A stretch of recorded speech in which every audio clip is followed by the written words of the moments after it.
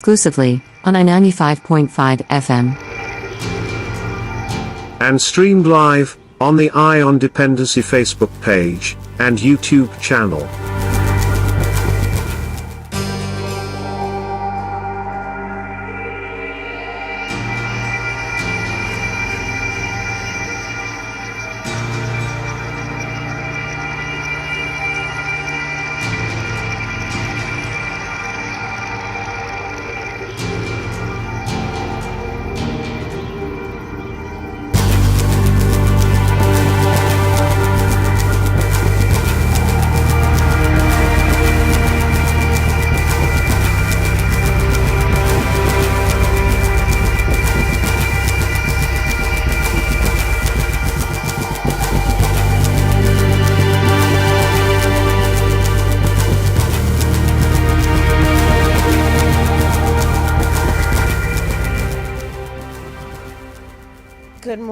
Good Sunday morning to you. Welcome to Dependency, and thank you for joining us on I95.5 FM and on our live streams on Facebook and YouTube. Good morning, Garth. Good morning, Natasha. Good morning, Trinidad and Tobago, and welcome to Dependency. Another Sunday. Thanks, Tominto. Morning, Gary. And we have in studio with us Mr. Dane Manickchand. Right away, we're going to get into it because we have lots to share with you as usual. And during this broadcast, you're going to be hearing during the breaks some greetings from inmates of or clients, we should say, of the maximum security prison, sending belated Mother's Day greetings. And I say belated because we couldn't get through all of them last Sunday. And just out of respect of the work that RMR did, and we might get to play all. It's just about 30 of them. Yeah. But we will try our best during the breaks to play at least 3 by 3 and see how many we could get through before the end of Dependency today. And it's just so that the mothers out here who have sons and husbands and fathers in prison, you have a chance to hear what they said on Mother's Day for you. All right, so we have to share that with you. And as well, we have some applause with regard to the Trinidad and Tobago Police Service. And we have both sides of the fence of that to deal with too in this program. But it's the Police Service as the top recipient of the Well Done for the Week this morning. Well done for the week. Mm-hmm. Yeah. So, yeah. But Natasha, we're speaking with Dane now. We met Dane. And the purpose of this program, people, today, I assure you, is just to, as what we are accustomed doing, trying to educate by using biographies. At the same time, I hope, can understand. I'm praying. I mean, after all this time, it's 20 years we're doing independence, and we still have to pray that people don't misconstrue or take what we say here as disrespect. It's all about sharing experiences from people who actually been there, survived, and returned to tell us what we saw, to tell us what they saw. That's it. That's all. It's not to show up anyone. It's not to disrespect any institution or ministry or anything like that. It's an opportunity for us all to learn something from the lived experience that you will hear this morning and that we have shared throughout our lifespan at Independency. And it is an issue that, of course, the society needs to grapple with based on the number of people who are sent to prison for various offenses, who, as we keep saying, as we've been saying since we embarked on the journey with Rise Maximum Radio, Garth, that most of the people who enter prison will return to society. A lot more than, I would say, 80% of people who enter prison will leave. And how do we as a society prepare for their reintegration? Because they have been sentenced. That is the punishment that is allowed, that is permitted.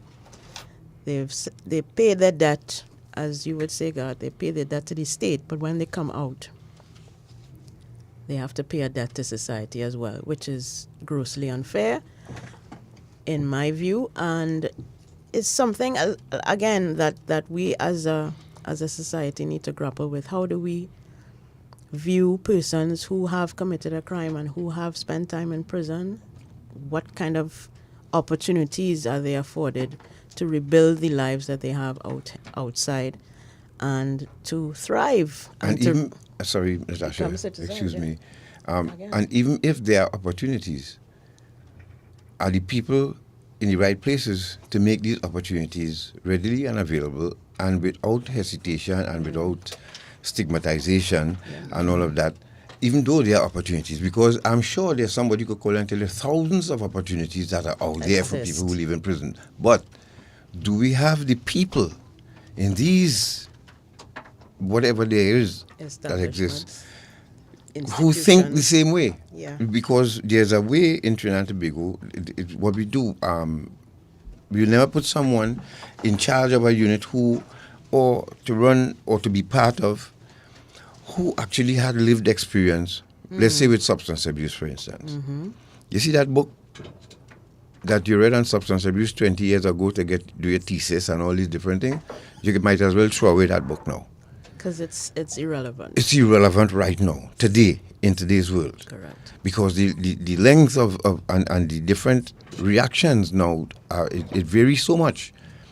And but the people that I've met on my journey, and Dane will tell you about his journey today, even Wayne Chance, deceased when he was alive, he and I had long conversations, and we love Wayne Chance today. But I remember, I don't forget it, and that is what helped kill the poor boy. Because it's only when he met Dr. Rowley, Dr. Rowley decided to intervene in Visual Mission, and they still will tell you that they encounter. The Prime Minister can say, yes, we bless this organization, we love them, let's support them. But that's really when it leaves the Prime Minister and start to come down the ladder. The chain, yeah. And that is when the bumps and bruises and the storm and hurricane manifests. Yep. And that is the problem right here. Everybody's opinion, everybody has entitled to an opinion, and everybody has an opinion about a certain individual because of what they have done, and they bring that into the work that they do, unfortunately, and that affects people's lives. I have in a serious way. Listen. You all know, ladies and gentlemen, our Dependency program started because of my experience with crack cocaine. I called Natasha from a payphone in Flatbush, and the rest is history. The thing is, my journey to here was not an easy one. It's still not easy. And despite the work, people say the good work that we're doing, we always meet people with bow and arrow waiting for me to open that door. And when I say so, like, send a proposal, write it, and try to engage, and you wouldn't believe the treatment.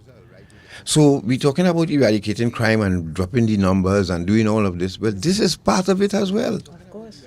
Reintegration and assisting someone to reintegrate properly is part of crime fighting as well. And preventing reoffending. Thank you. As well, because we always say that prisoners are a revolving door. It's a revolving door for a reason, because people who leave prison are often not given that opportunity, that chance to reintegrate, to reestablish their lives and reconnect with their families and build on what they have learned, hopefully, while in prison. So they resort to what is the road, the easiest road. You have to survive out here. So some people decide, look, I'm not banging on these doors anymore.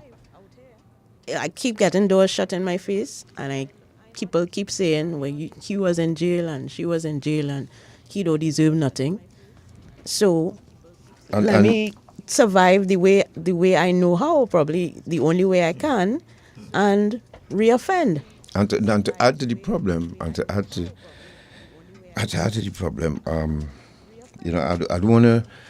don't wanna belabor this too much, but all right, let's just go to the break. But Because God, even you, as how many years have you been out of prison now? And I sure it have 30 plus years, 33 right. years. There's still people out here who will say he was in jail, What you telling and me? use that as excuse to deny you something. Yeah, it has happened. And the thing is, though, there are why I'm here and why we are here is because of the good people that we've met along the way. Correct. That's and the people who decide, okay, let's fight for Garth and Natasha to keep this program on the air. Yep. And Those it are really does require that kind of intervention. Of course, you It must really meet does. people. But you see, the thing is, they are like 1 in 5. In certain areas, 1 in 10. Yep. And that's the problem right there. So it's always like getting this feeling of skating on thin ice. Because somebody will say, do with them and why. Yes. Let me leave you this one before and go straight to a break and become a Dane. We don't want to steal too much of his time, but we just had to lay the foundation for this discussion today. And take, for instance, folks, we wrote to the National Gas Company, recommended by a very respected official in Trinidad and Tobago. Listen to this. And ask them for support, help the government keep our independency going. And first time we wrote to them, no response. Second time was to send certain information. We did that. The third time, we didn't hear from them again. We checked them again. And you know what was the response? They want to know who were the hosts of our independency.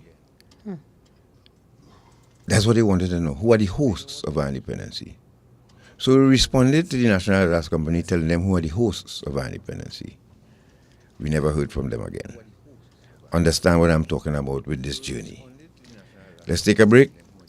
We'll be right back. Slavery, a terrible time in our history. The kidnapping, buying and selling of people for profit, the exploitation of another human being.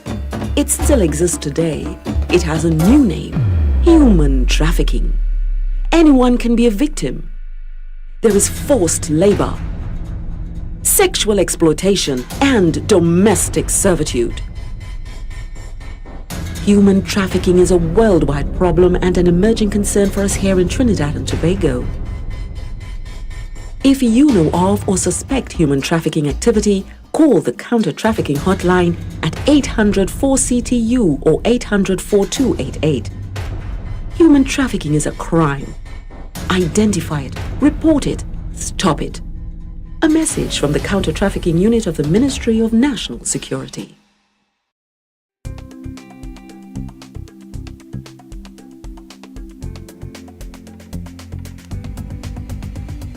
The government of Trinidad and Tobago, through the National Task Force Against Trafficking in Persons, continues to develop and implement effective policies and procedures to prevent and suppress human trafficking.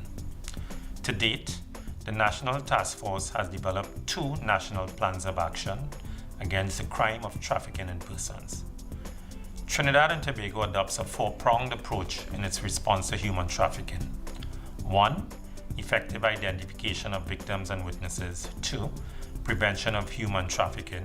3. Protection of victims and witnesses. And 4. Prosecution of suspected traffickers.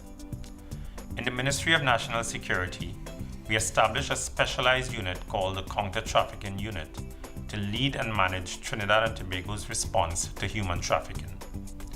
The Counter-Trafficking Unit works closely with the Trinidad and Tobago Police Service, the Immigration Division, and international law enforcement agencies to aggressively and proactively investigate and prosecute suspected human traffickers.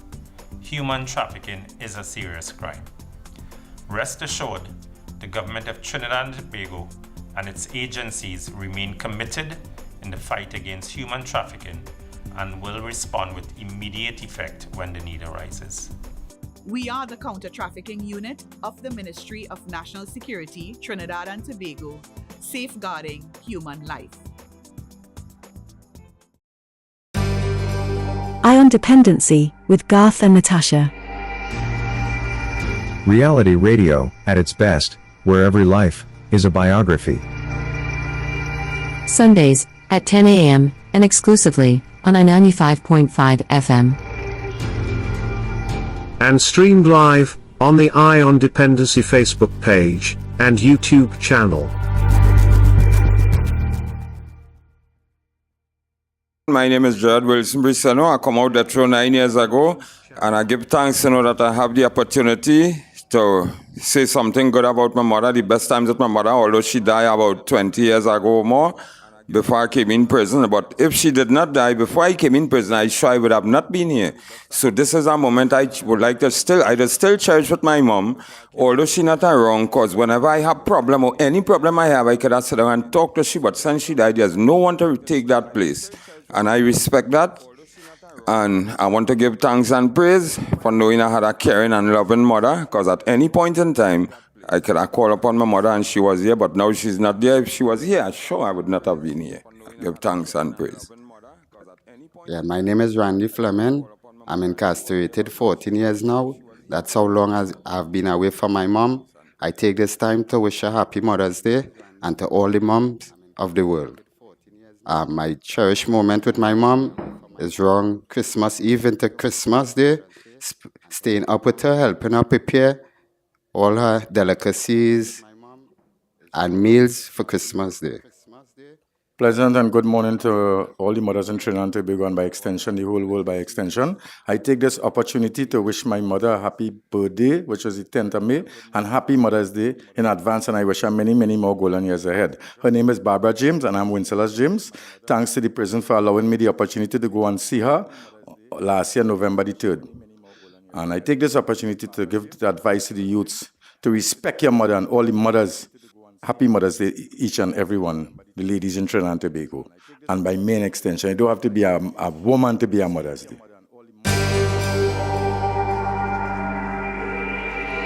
Thank you for staying with us. This is Eye on Dependency, and you just heard some Mother's Day greetings belated on our part from prisoners at the maximum security prison. And you will be hearing them throughout the program this morning. Dane Manickchand, good morning. Good morning, Garth. Good morning, Natasha. Good morning, Trinidad and Tobago. Dane, we met you some years ago, and to be a guest on Independency sometimes, you had to have an interesting start to your life or journey in your life. How did we meet Dane Manickchand? How did you end up on Independency? We met, you interviewed me about my one and only conviction I had, right?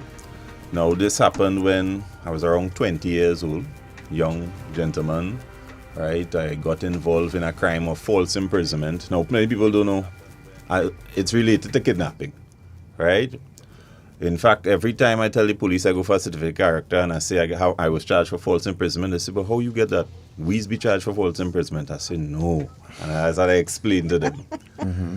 So, the crime was with involve other individuals taken of that is Miss Camille Bobat. Back then, it would have been an infamous crime in our nation's history, right? And I was basically charged for guarding the individual for a couple of days. Fast forward, probably within a year time. Now, take note, when the state and the judiciary wants to do something, I'm talking about, I was arrested in 2000. By 2001, I'm in high court going, found guilty, going to prison. Right, so let's go back a bit because we want people to understand how that happened. And as I said, for those of you who never heard, for those out there who never heard your story, you were encouraged by a friend, family member. A family member. So I was encouraged by a family member. It wasn't something that, I wasn't in a life of crime or associated with friends. I was just encouraged by a family member to make it enticed, basically, that here what? It's just a small thing. You get some money. Come on. Right? You're young, you're stupid. And what were you asked to do? Just guard the individual, basically, for a couple of days. And no, this was as you put it, kidnapped. Well, yes, kidnapping. So there's very false imprisonment. So the kidnapping will be the taking of the person. The false imprisonment will be the keeping of the person. Right. Right. So let's say the victim was actually rescued in Westmoreland. Police operation came in. I was found there. I was arrested, taken for questioning in Port of Spain. Thereafter, I appeared before a magistrate, denied bail, entered into the system. Right? It took about a year before I was granted bail, and my magistrate case finished within that period of time. My magistrate case finished, and then I went to High Court, and by 2002, I think November 2002, I was found guilty, sentenced to 12 years hard labor. And the other people who were involved with you as well? They were all the similar line. We all spent around the similar time in remand yard, got bail. Everybody, there's different in sentencing that some got as low as 10, some got as high as 15. And I myself got 12 years at that time, with sentenced by the late Justice Herbert Vonley. So that swift course of justice that applied in your matter, do you think that had any impact on how you did your time? And that's a strange question. It is a little strange, but you would believe I was actually thankful. Because when you enter remand yard, you see people languishing for years. Yep. There was a gentleman that when I came in, his magistrate case hadn't started, and by the time I had finished 6 years of my sentence, he now get judgment in the High Court. So that is something like 8 years in total. Right. Now, your family background, going to prison would have been a sort of a shock to your system because of your family background. If you don't mind dealing with that a bit. Well, yes. So I grew up with, my father was away. So I basically was raised by a single parent. I had brothers around me. And I wouldn't say I was born with a golden spoon, but I wasn't need for anything. Yeah. Right? So it was a shock for me and my family to see me end up in prison, one. And two, for me, prison is a different culture by itself. Yes. I always remember I told somebody good morning as normal habit, and the person cussed me away and said, you see anything good about the morning? All right? I was like, oh, okay. Got it. So I started to understand that my reason of bringing, I had to adapt. And it took me a while actually to adapt to that culture. Right. You mean being on remand? Being on remand, and even worse yet when it went to prison itself, because remand itself is a different culture compared to going to the prison itself. Well, as I said, once you're on remand, you don't know when you're right. going So home, people are more frustrated there. It's more frustrated, there's more anger. There are actually people who plead guilty, just as they say to go in the blue. The blue is the color of the uniform. Yeah. So they say, I would rather plead guilty and go into prison because I have what you call an end date. I know when I'm coming out. Yeah. When I'm languishing in prison, in remand, and every month and a half or every 3 weeks I go before a magistrate or judge, I don't know what's going on. So that's one of the reasons actually people do, because when they measure the time that they have spent there. And when I was in prison at that point in time, there wasn't nothing when you got sentenced that they said, well, how much time did you spend in remand? Let's minus that. It didn't have that at that point in time. So that wasn't taken into account. So you did your time, and you left. You did the full 12? No, I did 12 to do 8 because we have a remission system in Trinidad and Tobago that you get 1/3 of your sentence off once you have good behavior. If at any point in time you breach the prison rules, is where they will subtract from the 1/3 and add to the 8 years. So they would that's basically the punishment. If you don't adhere to the prison rules, they would, as we call it, take away days. Did you take part in any programs that was offered in the prison? Every single one. I was instrumental. I ran the library. I taught principle of business. I taught computer literacy. I was in all the vision and mission programs when the Raj Yoga came, when any institution that came, I was there. The present acting commissioner of prison, I was his orderly for a short period of time. I enjoyed when he was doing his masters in mediation, so he'd bring little books to me and I would read. And, you know, so I get a little concept of what the mediation philosophy was. And you spend most of your time at Carrera, no? Carrera Convict Prison. Carrera. So, which is a bit different to it is MSP. different to other prisons, but let me tell you two words that sum up Carrera: resilience and adaptability. Because Carrera, if the water badge doesn't come, you actually have no water, right? You would be diminished on water. When you come to Carrera, they basically teach you that, here, what, you can't open a tap and just get water in. Water is a very precious commodity in Carrera Convict Prison. And unlike other depots, if something happens, they could take you with an ambulance or something to an institution. There, you are the hands of the mercy of the weather. If the boat could make it, if the boat has a crew to take it over the sea to come for you. So Carrera is everybody, inmates and officers have to see about themselves. If you're just joining us, you're listening to Dependency, and thank those of you who are just joining us on Facebook and YouTube. That's on EYE on Dependency, and of course those of you on I-95.5 FM. We're speaking with Mr. Dane Manickchand. He did 12 years. He was sentenced to 12 years in prison for false imprisonment, or as you know, as kidnapping, and But as we're just going through his life and his time that he spent in prison, and how did it affect him and his outlook on life, did you accept responsibility for your action, Dane? Yes, I did. In the sense that whilst I was convicted, I decided to give back to the other inmates because I was more educated than them. I just had A-levels at that point in time. So I taught the inmates, I was in the library, I was involved in programs. There's actually, I don't know if we find it today, there's actually a guile interview that I did while I was in prison, right? I was interviewed inside there where I offered remorse to not only my family, Trinidad and Tobago, and the victim for my crime. I actually, 2 years before my sentence ended, I asked permission to write a letter to my victim. Now that caused a little storm because everybody was like, what do you mean you want to write your victim a letter? I say, yes, we're talking about restorative justice. I want to write my victim a letter.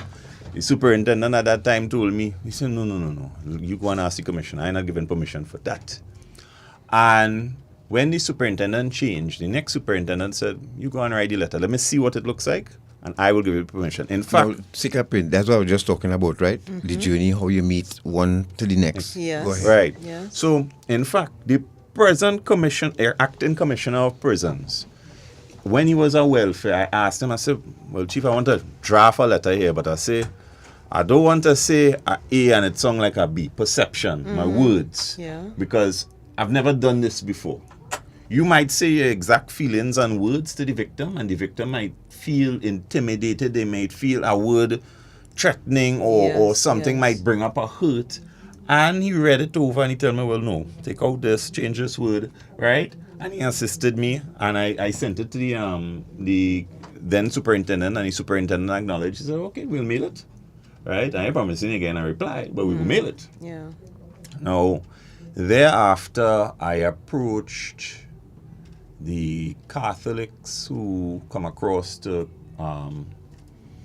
missionaries to the prison, and I asked them, I said, well, I know my victim is a Catholic. Will you all want to act as mediators between? They said, as a particular situation, we want to get into that right now. So I said, okay, no problem. But I want to show you all and the viewers how God works in mysterious ways.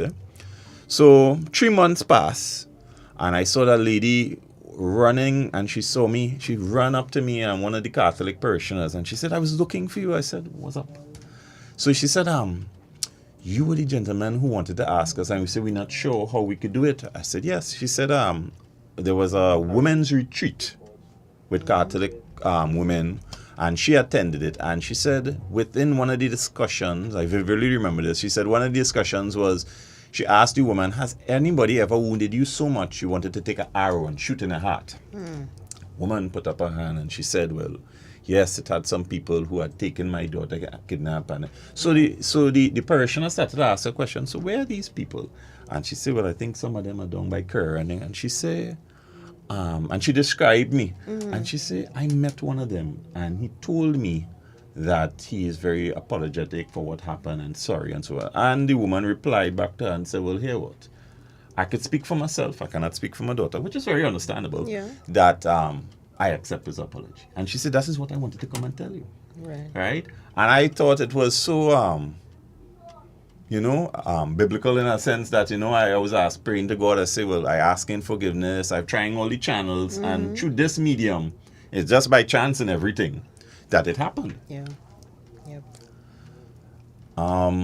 Thereafter, well, I exited prison. Now, when I was exiting prison in December 2010, my mother had passed away because I heard some prisoners talking about their mothers and their loved ones. So my mother had passed away, which would have been my bedrock as my single parent in Trinidad.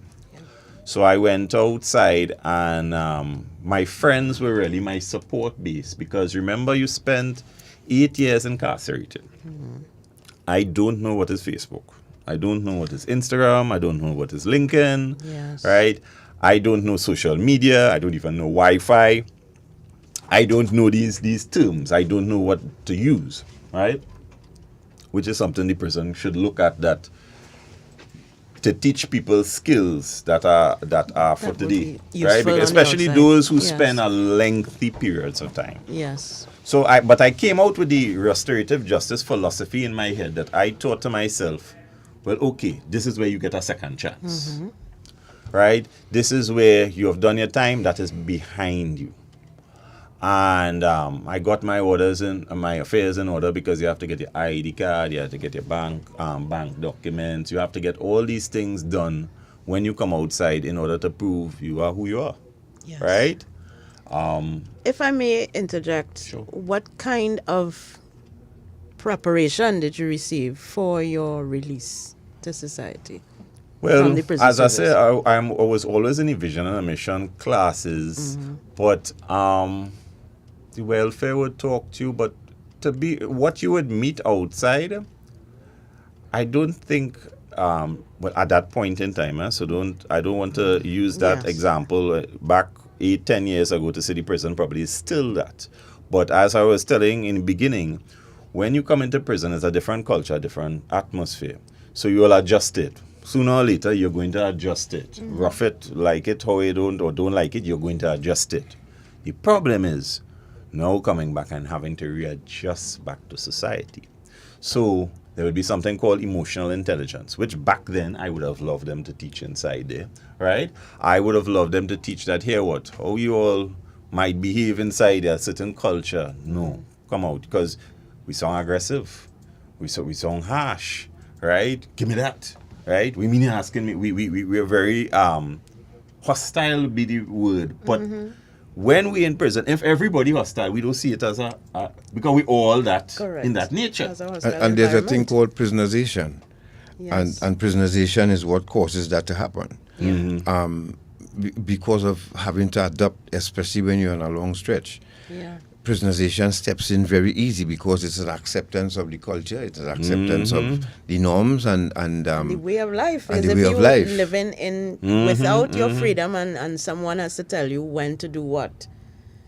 How are you going to regain your sense of autonomy and independence when you return to society and have to do things for yourself, make decisions for yourself, plan your life? That is an extremely difficult transition for many people. No, it is a transition to come back in. Well, I believe that was what essentially the pre-release program was supposed to be. That this was to have a housing separate and the kind of. But I don't know if that. No, we in chance fought for all of that. Yep. And that's one thing that. But as I said, the journey was not easy for him. No, I could imagine. It was not. I could imagine. And even though the Prime Minister approved and give the blessings and all of that, but remember there are people who will take that file and put it in a drawer. And because there are no consequences to them doing that, they could delay it for a whole year. 6 months, and you'll be calling and going and calling and begging and calling and getting the runaround. I mean, I've been to ministries where the security guards thought I was working there at one time. You know, the amount of time that I entered that ministry, and the end result was tragic, to say the least. But then, so you managed to, you know, as a client of the Trinidad and Tobago Prison Service, and you were released. Was there a plan before you left prison, or you left prison and then plan? I had to leave prison and then plan, because at the end of the day, there's a disconnection. Prison is like a bubble. You don't know what's going on outside there. Remember, as I said before, my mother had passed away, only single parent. My actually upstairs of my house, nobody lived, right? I didn't have no documents or anything on me, because everything, my passport, everything was handed over to the court, right? And the court never handed it back over to my family. They said they could only hand it back over to me. And then when I come out to get it, there's a whole set of bureaucracy. The judge have to sign off, where the judge is up in Borders Plain, right? And it has been bureaucratic. So you better say you lost it and go by the police and go and apply for a new whatever, passport, ID, and so forth, because you're getting it back in a hurry. And planning would be, you wouldn't know what's going on there. You wouldn't know where you have money. The most you might be able to plan is, where am I going to stay? Most ex-convicts coming outside, that's the main opinion first to deal with. Where am I going to lie my head? So you had family waiting for you? No. I had no relatives alive waiting for me in Trinidad. I had friends. One of them I went and stayed by for 6 months. Brother, sister? What about your brother who actually... Yeah, well, he went away to England to do his sentence. And why is that? Yeah, British citizen. Also, the person that was kidnapped was a British citizen? No. The individual. Oh, he is a British... Oh, sorry. I probably missed that when I went outside, did I? No, I didn't mention it. I didn't Okay. mention it. But, well, right. Right. Well, and, for those of you just joining us, you're listening to Dependency. Of course, I'm speaking with Dane Manickchand. He's giving us a brief history of his life in prison, what he was in there for. And for those of you who are just joining us, Dane, I want to ask you this question quickly before we leave prison. But before you went to prison, in terms of victim impact, you had to keep your eye on a young lady in a room. Now, putting yourself in her position, what was it like for her? Well, I would suspect it would be traumatic. I wouldn't want to put into words what it would be like for her, because I wouldn't want to put into words. But I mean, you had your eyes on her. Right. But what I'm saying is, I don't want to use a word that may underwhelm what she felt. I know she would be terrified. She would be. It would be traumatic. She would be scared. Right. Was she handcuffed, tied? At points in time, handcuffed. Yeah, I don't think I was there at that point, but I know she was handcuffed at some point in time. Right. So remember, as I stated, I was not there all the time. So she was in a room. Yes. Oh, so you had shift watching her or something like that? Yeah, I had some days that I went. Right. Okay. So let's say 5 days. That would be the period. Now, in terms of describing this peer pressure, and what were you offered to do that, and the incentive was what? Because I mean, you know right away, once you cross that line, we're talking kidnap here. And well, the incentive must have been very great for you to decide to even do that. The incentive, remember again, I'm talking the age for that time would have been 19, 20. So the incentive was basically money at that point in time. And it wasn't like, I wasn't from the beginning. I didn't sit in a room and sit with all the people. I came in to the end. The end, right? So I was basically, I wouldn't say coerced, I would say enticed, because I had to do it at my own free will, right? And the only thing in my mind that would have played down was, here what? I not thinking of it as I doing the full-blown crime. I just thinking, okay, they say, watch a camera, watch the person in that room, carry your food, take a plate, you good. Right? So you didn't see it as being part of a scheme or... Within my mind, I'm trying to look for, yes, it's a crime by looking at it from the lower aspect of it, right? So I'm just look like speeding, right? That's a ticketable offense, but you will watch, nah, that's a small thing, you know? You're trying to diminish in your mind to make it feel right for you, but it's wrong, right? Any part you taking of it, even if you had knowledge and you didn't take part in it and you didn't do nothing about it, you were still culpable. Just wanted to know, how you felt about being in a part of that situation and not feel for a victim and even try to probably... To be quite honest, well, I think I wrote that in my apology letter, but at that point in time, I blocked all of that out. Like, you're in this room right now and you're not thinking what is going on outside. I blocked it out. And you never felt any time to say, look, let I just leave the door open and let this girl run and I just say she got away, or were you scared to do that? Or did you ever think I of that? didn't even think along those lines. To be quite honest, my was more... Let's say if I had to do 2-3 tasks, my brain just on that. My brain not even sitting down to wonder all those possibilities in my head, to be quite frank. That was for those of you who just joined us. We just wanted to understand why we have Mr. Manickchand in studio with us this morning, because the offense was not just a misdemeanor. It's a serious offense. It's a serious It is offense. a serious offense. So, and now he has to leave prison with that offense and having to now restart his life. That is probably not an easy task, or would not have been an easy task for him. So we'll get into that right after. Let's go for a break. And when we return, we're going to get into now him leaving prison. He said there was no one waiting for him when he walked out of prison. And let's see how he did. When we return right here on our Dependency. Stay right there.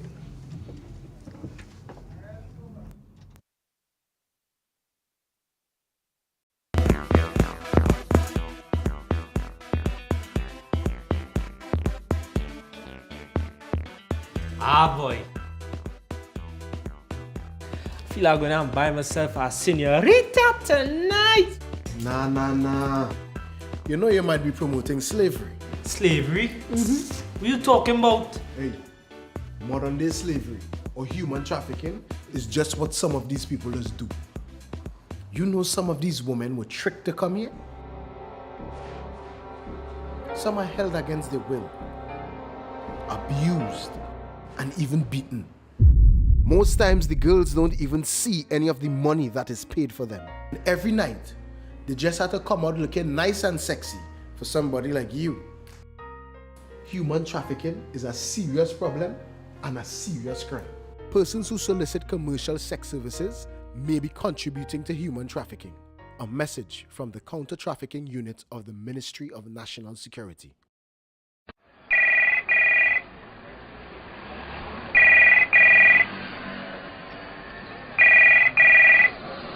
Hello. Hi, this is Patricia Kent from HMP London. Can I speak to Miss Sheila, please? This is Miss Sheila. Hi, I've got an important call for you. Please hold the line. Mommy, it's Sherry. Oh, God, Sherry, we looking for you all the time. 3 weeks now. Where you going? Mommy, I'm calling to tell you I get locked up. I had drugs in my luggage and I'm in England right now. In jail. Oh, God, Sherry, what? What you do? How you reach there? Oh, God, how we gonna go? Oh, God, Mommy, don't cry. It'll be all right. Sorry. Eye on Dependency. Reality radio at its best every Sunday on I 95.5 FM. Don't miss it. Eye on Dependency with Garth and Natasha.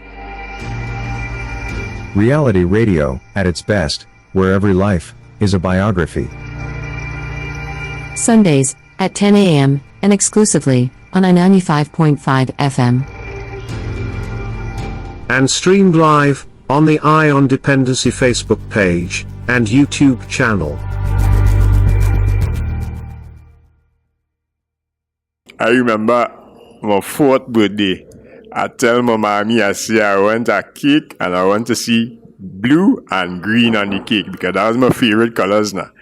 And I remember it was the first day of school. I was in kindergarten. And I come home and I just see nothing happening. I wonder about like mommy and them forget my birthday, boy. And when I do say I pass by the kitchen, I peep in the oven, I see in blue and green. I say, but look my cake inside there, boy.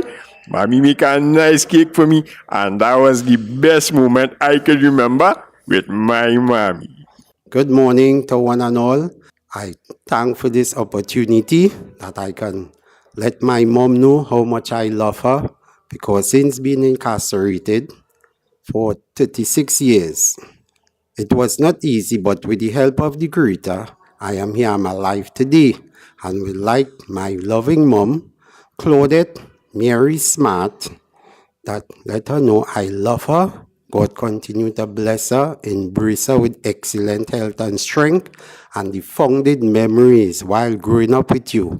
When you used to come and be playing with us, skipping, running, playing catching, and all these things, making chow, leaving it for later on in the evening, and enjoying it with my other brothers and sisters. When I lay here on my bed in prison and think of you, I think of those founded moments that one day I'll be free again soon, that I can hug you up, I can go and look for the mangoes that you like, and avocado, and breadfruit, and prepare them for you. I love you. All the other mothers, I wish them a happy Mother's Day. And sorry, accept my condolence to those that lost their mother while incarceration. But I am thankful to having my mother still with me. Love you, Mom, and happy Mother's Day from your loving son, Clive Smart. Well, it was Mother's Day. I want to wish my mother happy Mother's Day. And for being a mother, I want to thank her for bringing me into this world. She tried her best to teach me the right things, but I was always allowing myself to be misled by bad influence. But today I want to say thank God she's alive and wish her the best of health and strength, and God bless her and continue blessing her. Yeah, pleasant good morning to all. My name is Jassel Murray, aka Hans, and I'm come here this morning to talk about my mom and how wonderful she is to me and how much she means to me. She means the world to me and she means everything to me. I just want to spread all my love, and the most wonderful moment I had with my mother was when we went on the beach.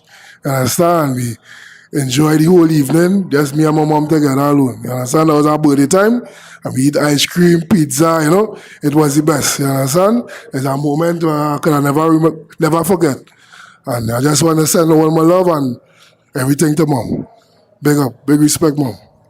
Yeah, pleasant morning again as Mother's Day is coming up here, right?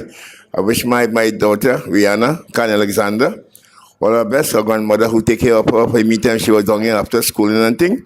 I very appreciate that from her, right? And I ask her again, in my request I'm making here this morning again, that look upon her for me, my mother, who died a couple of years ago. I wish her all the best. She was honest to me. She was good to me. My father, St. Alexander, you were always good to me also to pass away too, right? So I wish my daughter, I wish her Rihanna, all the best. And continue to keep a good spirit. She's working right now. I understand she gets a good job after schooling and thing, and she makes her daddy proud about it, which I accept it too, right? So God bless her again, and I wish her all the best.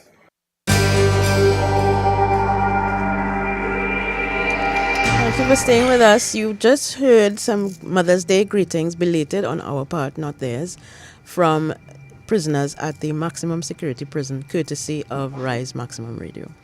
Now, Dane, for those of you who are just joining us, Dane was part of the Camille Bobat kidnapping situation, event that took place here in Trinidad and Tobago. What year was it again, Dane? 2000. And Dane has since done his time. And have you ever had an encounter or seen her? Or where is she now? Do you know? I do not know. I was actually asked that question on an interview at time, and I told them, how am I supposed to know? Right? I don't know. Yes, I actually bounced up my victim once. Right? Once I met them, well, I was in a grocery once and I saw them about like one cashier away. And the individual was keep watching me.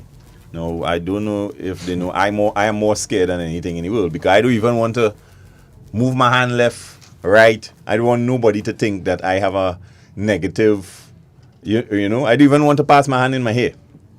And there was a next occasion that I was walking. I remember vividly walking into a jewelry shop.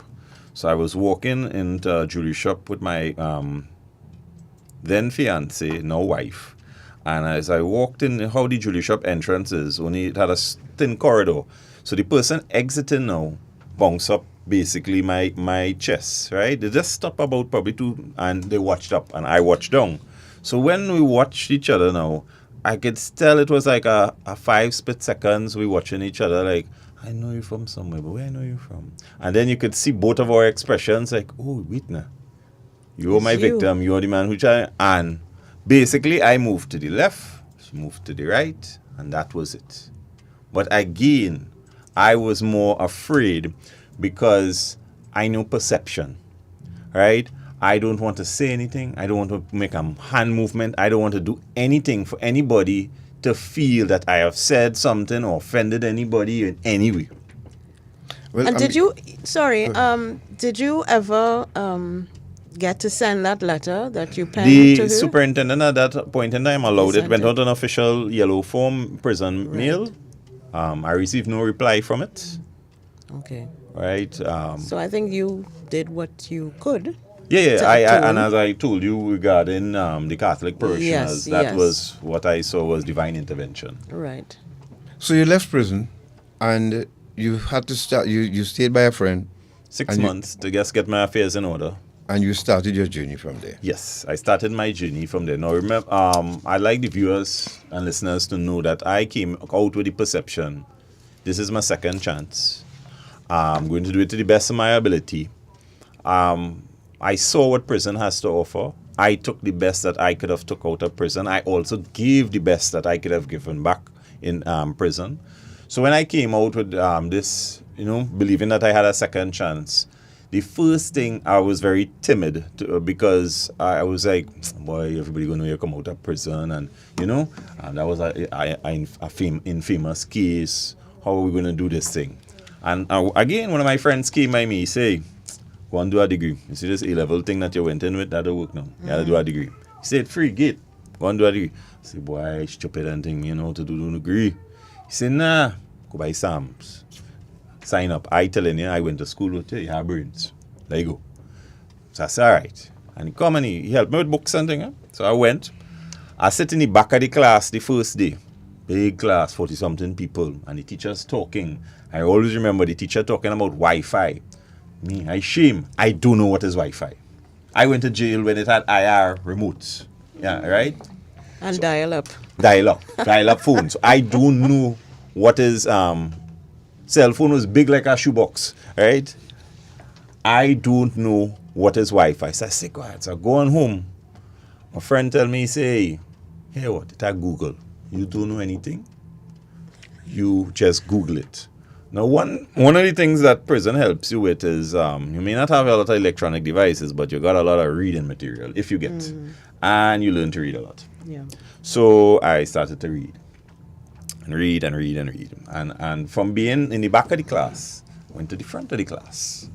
And then, as anybody who went to these degree or masters, the classes start off with 40-something, 60-something people, and it's boiled along to about 20-something people, right? And I became, in 2015, valedictorian of my class. Because, and I didn't, from not knowing Wi-Fi and really disliking programming in the beginning, I started to learn programming and all these things. I went down, I had a whiteboard and I used to go and write the equations and write the syntax and go up on my computer and try. And the teachers used to always tell me to say, we are not worried about you, We know you're going to succeed because what other people take it for granted, I had to try harder. And during that time, from 2015, right? That's when I got my degree. But before then, in 2013, I applied with a ministry and I got through with a job, litter prevention warden. I don't know if many people know they have litter prevention wardens in Trinidad and Tobago. Yes. Now, back then, nobody ever wanted to walk up because they know what it is. Right? They feel as they're picking up litter around the country. Ironically, just this week, there was an interview with a couple of litter wardens on television. So yes, they're trying who to... didn't know now. Yeah. Yeah. So, but back then I'm talking about, that was the first batch that every corporation was going to have. Right. So when I went to the interview, I told them about my conviction. And I remember WPC being in an interview and she said that was when he was young and stupid, but she said, don't get disheartened if you don't get the job. We don't know what to do. Right? The HR representative said, first time a situation as this has reached us, we don't know what to do, right? Because it didn't require a certificate of character. But I believe that the employer should know. And so happened, a month later, they called me for training, and I became a warden. I was attached to the San Fernando City Corporation. I again told my heads of department about my conviction, and they said, well, thank you for telling us. And they never told anybody. They just kept it to themselves, because I know how Trinidad is. Yes. Even if you don't tell somebody, somebody is going to shoo behind your back and say, God have this. course. He meant he was charged for that. That's just our culture, how it happens. It's going to happen. Mightn't be majority, but bet your bottom dollar it's going to happen. And you say, if you're 6 months, you can say, I think it's 6 years, I ain't sure. Right? Yeah. I think it's 6 years. So yeah, they add more than they subtract. Yeah. Correct. They must do that. And you were how old at this point? At this 29, point, 30? No, I'm in my 30s now. In your 33, 30s. there about So that. you're still fairly young and still probably not looking as like someone who would have spent No, I almost a didn't. I decade didn't. But behind none bars. of my work colleagues knew about my conviction, which was something good because they treated me normal as at every. Because I find people kind of tiptoe around you when they think you have a conviction. They feel you will react in a different way or something. Like that. So people kind of tiptoe. So my heads of department never told anybody. And a day one of my I should say my supervisor went to my head of department when he found out about the conviction. He said, "Why you didn't tell me about this?" And my head of department said, "No, if I told you about it, you would have treated him differently." He said, "Didn't you buff him if you felt he did something wrong? Didn't you discipline him? Didn't you, if you feel to send him out on the road and do something, didn't you?" He said, "Yes." He said, "If I had tell you he had a conviction, he'll do the same thing." He stayed quiet. He said, "No, I wanted you to treat him exactly like you've treated everybody else." And I said, "Right." And as a little warden, I took my job very seriously because I didn't want it to be 8 to 4 and I go home and I just get a paycheck. I actually wanted to work. And I was one of the little wardens. I started to issue tickets. Everybody didn't want to go to court. The amount of times I go into court for matters for the corporation. One time a magistrate recognized I was doing good and she gave a commendation in court, which I didn't think nothing of. And all the police was like, "Hey, you had to go and get this extract, boy." I said, "Why?"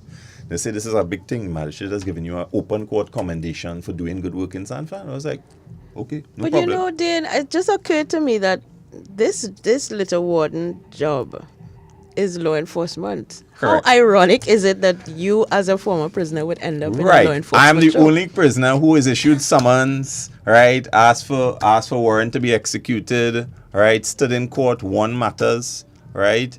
And while I was doing it, I always remember there was a lawyer of mine was an acting prime minister at the point in time. I'm not going to call his name, but he came through San Fernando Corporation and he saw me in the uniform and he came and shake my hand because they were touring and they were showing him, "Well, look, we have the new litter prevention wardens." And he was glad to see that I was employed. I was going work. There was a next time I was in court doing a matter and a senior prison officer who was in the welfare and who was also attorney at law, again, I'm not going to call names, sat down and he watched me, and after the case finished, he said, "I'm glad to see, these individuals were proud to see that I was doing something productive." Now, So what happened there? And if you're just joining us, you're listening to Dependency, of course, and you're speaking with Dane Manickchand, who spent sentenced to 12 years in prison for kidnapping and or being part of a kidnapping plot.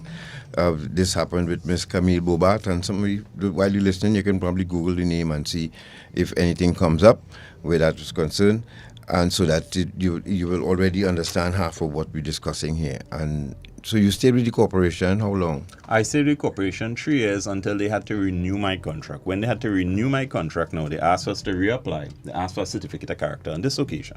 Nice. So my heads of department, a few councillors, they say, "Hey, we know your conviction, don't worry. We recommend it. You go. Just carry it." Right. Because the law regarding a litter prevention water, unlike police or municipal or fire, does not say you have to have a clear certificate of character. It's not in the act. Right. Okay. Right? So when I went this time and I went for the interview, my direct supervisor was on the panel, and that is when he found out about my conviction, and that is when he went to my head of department and said, "Well, you could have tell me something," because he told the rest of the panel, "This is my best warden coming in here. If I could get 3 like him, I good." Right? So he kind of felt bad not knowing any loop when thing. So he and all asked me in the interview, he said, "Why you didn't tell me?" I said, "I told my head of department." And I told him, I said, "If my head of department didn't tell you, he had his reasons." Correct. Right? For not telling you. But I made sure and I told my head of department. But did he disclose whether or not that would have changed his opinion of you? He didn't do it at that point in time. What happened, he probably was a little embarrassed, vouching for me and not knowing that element in front of the interview panel. And then after, about a day or two after, he saw me and he said, I understood where you come from, because he said, I have a cousin that was involved with drugs and he was an accountant, and that mashed up his career. Can't get work nowhere, right? And he said, I spoke to the supervisor, and the supervisor told me, as I told you all before, if he had told him about it, he might have treated me differently. Of course. So did it affect your stay at the final analysis? The final analysis is the ministry said we're not rehiring you back because of that conviction. I took the matter to, we went to the CPO. Whose ministry was under this? Ministry of Rural Development. Right. Right. We went to the CPO's office with the union, and because all my appraisals, everything are perfect. I'm 100%. There's not a problem. I have the amount of recommendations I have. And the CPO office at that point in time told me there is a government policy that once you have a conviction, you cannot work in the public sector. Both myself and the union representative asked for copies of such. And they just repeated that to us. And they said, well, take it to industrial court if you want. When we went to industrial court, I happened to have won the matter. Then the court ruled that here the ministry has no policy. And they said here the only thing you didn't hire this man for is because of his conviction, not because of his performance. In fact, his performance is sterling. He is a good worker. And they said, look, we see in a recommendation from a magistrate who is external to the corporation and the ministry. Right. So this is an unbiased party watching how the person perform. And you're not denying his performance. You're saying, as she rightfully said, this is a law enforcement job. We don't want him because of the conviction in law enforcement. So the industrial court basically said, we felt you were unreasonable, but we don't force you to rehire this gentleman. We can't do that. We could just order some compensation, but we feel this is unreasonable. And that to me is strange because of the fact that you have demonstrated that your job performance, on the job did not suffer. In fact, it was excellent. It was praised. You were recommended, and still something that happened in your past has prevented you from continuing in this job, who everybody has acknowledged that you perform well in. How could that make sense? From an HR perspective, it doesn't make sense. From a legal perspective, I guess it's on shaky ground. I don't know. But did you ask for, and somebody asked the question here, and we're going to answer that after this break. Yeah. Did you apply for a presidential pardon? Yes, I did apply for a presidential pardon. 7 years now. You're listening to Dependency, and we are speaking with Dane Manickchand, and he's telling us of his journey trying to reintegrate and settle, as most people do when they leave prison. I've had that same journey, still on that same journey. Yep. So stay with us. Remember, we have the applause to give to you and some good news about the Trinidad and Tobago Police Service, and some things to show you too as well on the other side of the police service, what we would like to see still, and be praying and hoping that it would happen soon. So lots more to come, and remember those greetings coming from inside the maximum security prison. So belated Mother's Day greetings. We'll be back. Stay right there.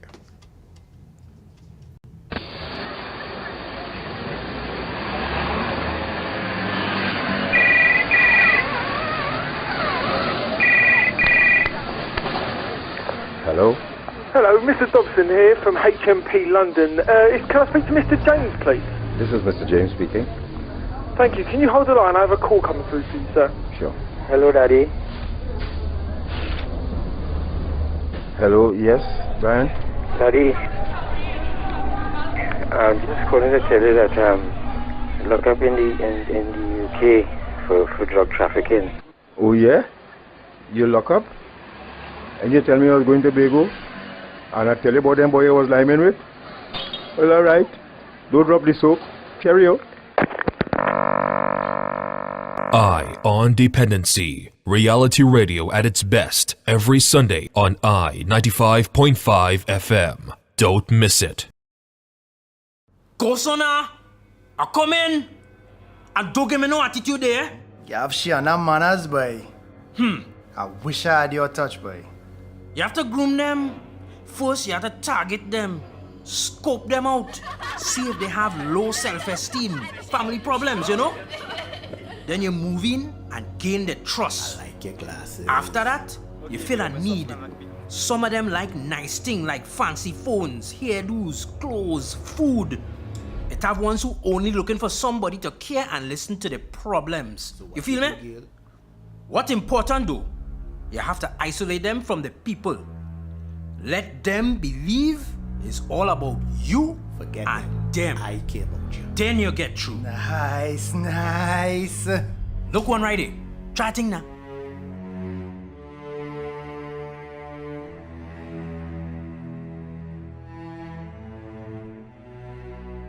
A message from the counter-trafficking unit of the Ministry of National Security. Ion Dependency with Garth and Natasha. Reality radio, at its best, where every life is a biography. Sundays, at 10 a.m., and exclusively, on 95.5 FM. And streamed live on the Ion Dependency Facebook page and YouTube channel.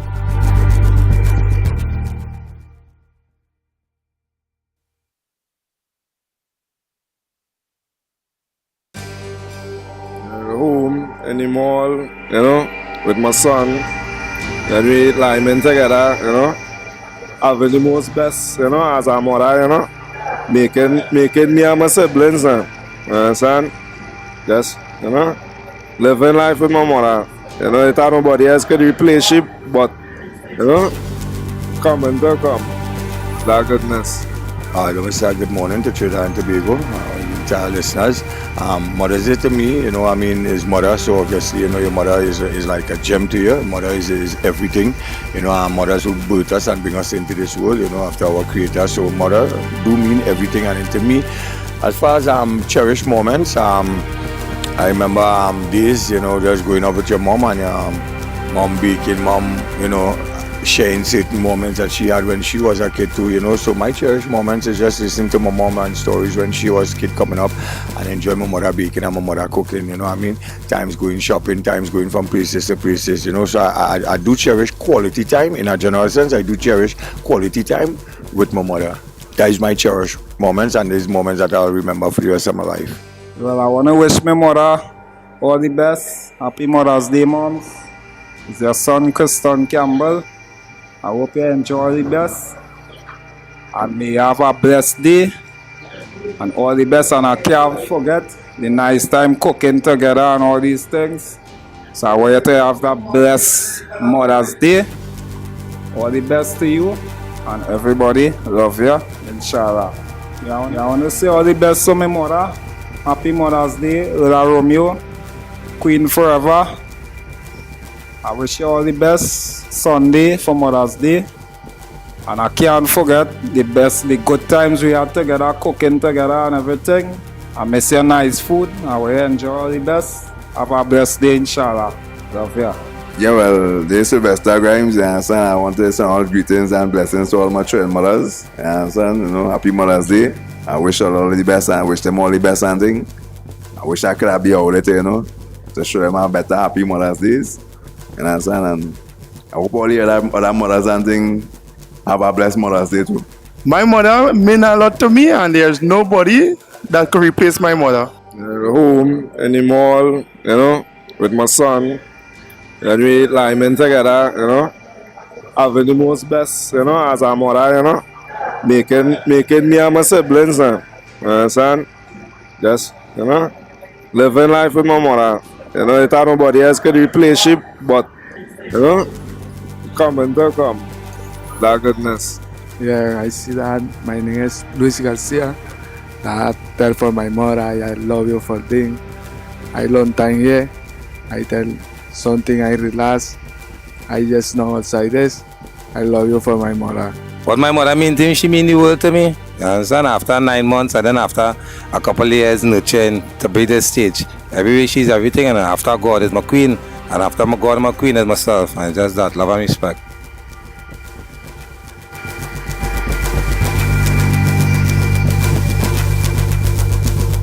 Thank you for staying with us. You're listening to Dependency, and we are speaking with Dane Manickchand, who's about to tell us now, applying for a presidential pardon if he did, and because he had to leave a job because of his conviction. There's and a of Simon course, what Noel. he's doing now. Yes, go ahead. There's a Simon Noel on YouTube. Mhm. Says, "Good day, Dane. If this is the same Dane I know from San Fernando Boys government, heartiest congratulations on your turnaround in life. I'm really proud of you. And for those of you on YouTube, remember while you're there, please like and subscribe to the channel so that you will be informed every time we go on air." Dane, you spoke about you had to apply for a presidential pardon. I had to do that myself. How successful were you in getting that pardon? Well, I applied for the pardon about 7 years now. And it's a very bureaucratic process. In that, I'll give you an example. When you send in all your documents, if they need something changed, let's say let's say there's a problem with the certificate of character. Any document that has a date on it, your references, for example, they will tell you once 6 months pass, that's void now.